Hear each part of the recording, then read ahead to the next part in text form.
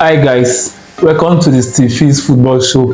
Here with me today I have Cody, a highly regarded football analyst. So Cody, in the just concluded Champions League final, what went wrong with Inter Milan? Inter Milan were humbled, trashed and embarrassed. What do you think went wrong with Inter Milan? Hi guys, thank you for having me on the show, and it's a pleasure to be here. What actually went wrong for Inter Milan, I think number one was that when there's something that comes with taking out a supposed champion, which allows you to be comfortable. I think after taking out Barca, we can agree Barca as an institution, as a club, is one of the best team, and if not the best team who should have won the Champions League. So after taking out Barca, They felt too relaxed. and then also age came in place because PSG, they met a team who was very hungry, young, and wanted to write their history. So kudos to Enrique, a good coach, because when you watch PSG play, they did absolutely well, from pressing to passing, From the back line to the attack, midfield attack. And for him to assemble those wonderful players, it was very nice. Okay, so let's go to Premier League now. Okay. Between Chelsea, Arsenal and Spurs, who do you think had the better season? Well, I see that question online a lot. I see whenever they want to throw each other. It's something that comes to my timeline every time I'm trying to make research and everything. I think it depends on every individual's perspective, because whenever you want to come into play, remember that Chelsea finished in an Europa position, which was seventh, but the fact that Manchester United, who won the FA Cup, was the reason why they had to play the Conference League. But finishing seventh, finishing eighth, finishing sixth as a big team was still a bad season for them.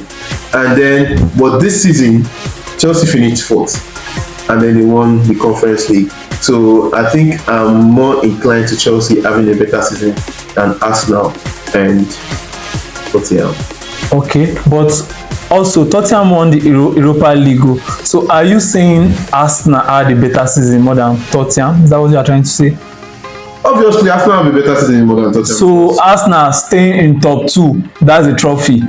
It's not so that went trophyless. When you want to talk about the consistency, because we cannot deny the fact that winning on a 38 games run and having 27 wins, competing with somebody that had like 10 wins in a full season in a 38 game run matters a lot. And then look at where they finished 17th in the league.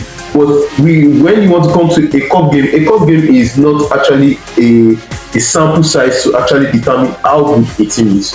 You know when a team is doing, when you have consistency, when you have runs of game, then your percentage of win matters. So, but Chelsea is closer to Arsenal because Chelsea finished fourth. For me, that's what I'm giving Chelsea. For me, I feel Chelsea had a good season, a better season more than Arsenal. For the fact they won Conference League and they finished fourth in Premier League table. Absolutely. So Arsenal finishing two every time, that is not an achievement. That's another question for another day, because I think I really want to talk about.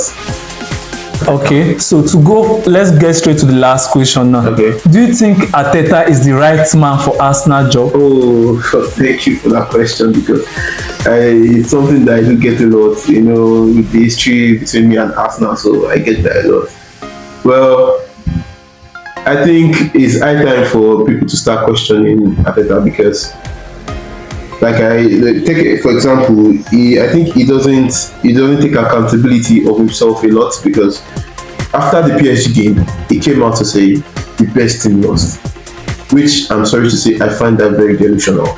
Okay, why? Because as a professional, you didn't beat a team in the first leg, you lost to the team in the second leg, but you coming out to say you are the best team, but you lost. It does not sound professional enough, and it sounds delusional. So I think Arteta also, when we look at when Arsenal was in need of a striker, see, Arteta has signed defender every season. He signed Calafiori, he signed Jakub Kiwior, he signed Timber, numerous centre backs and right back. The defense has been good. Arsenal have had the best defense for the past 2 seasons. They've conceded less. Sorry, I'm coming. They've conceded less the past 2 seasons. But the attack for the last 3 seasons has been the same thing. Martinelli, Saka, Trossard, and injured Isu. Then the only addition was a failed project striker, which was Kai Havertz for midfield to replace Granit Xhaka. Then when he saw it didn't work, he had to push him up front. Yes, he had a decent season, but we needed more firepower, which was a striker and maybe an upgrade on Martinelli. But we didn't have that for the past 3 seasons, which gave Arsenal a chance not to actually go over the line, because when you want to play Arsenal, if you mark Bukayo Saka or if you stop the mechanism on the right hand side, the Ben White, Odegaard and Saka, it's easy for you to actually neutralize Arsenal. So I think Arteta, the Arsenal board, have a question to answer. Okay, so between Sesko and Victor Gyökeres, if you are asked to choose just one, which of them will you choose for Arsenal? Well, actually, this Arsenal strike, because when you look at you used to Merino as number 9. Merino scored goals. Yes, from did well. Havertz scored goals too. He was Arsenal's goal scorer before going on injury. So I think any striker you get in the Arsenal team, you actually jump into the train. Arsenal is a moving train. They create chance. The striker will score as long as you know the job to do. But for me, with the numbers that Victor Gyökeres is producing, I think those are crazy numbers. Those are Cristiano Ronaldo and Lionel Messi's figure, and I'm more inclined to him. But mind you, Benjamin Sesko is a very scary potential. And then I think, like, in the next 1 to 3 years, if he develops well, I think he should be talked about in that conversation of one of the best strikers in the world. All right, thank you. So to the fans, drop it on the comment section. Which striker do you feel Arsenal should sign this season? Thank you.